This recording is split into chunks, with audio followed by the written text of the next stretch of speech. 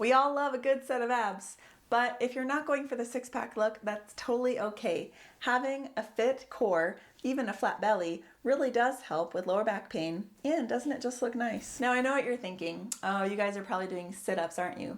Actually, we're not. We're doing an exercise that's more of a core stabilization exercise called an iso hold. Let's dive in. Contact your physician and or fitness professional to make sure that you feel comfortable and can do these exercises very healthfully and safely. To start your iso hold, lay flat on your back with your knees bent and your feet on the floor. Now pretend like there's a pen, or better yet, a penny that's behind the low of your back on the floor. Just like we tucked our hips under for our squat, I want you to go ahead and press your small of the back into the ground so that your fingertips can't even get back there. Now for this entire exercise, you'll want to keep the small of your back pressed in just like it is now. From here, pull your knees into your chest and straighten your legs up to the sky.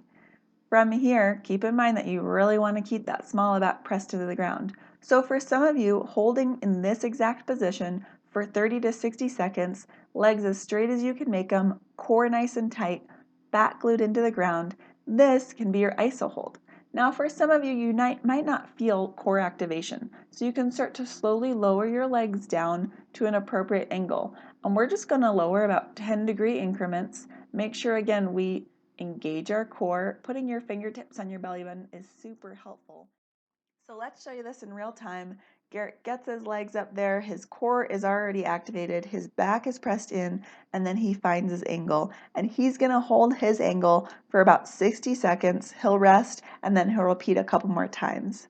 For me, when I start to do this, I take my hands and put them directly on my hips and physically tuck my hips under so I can really feel my back pressed in.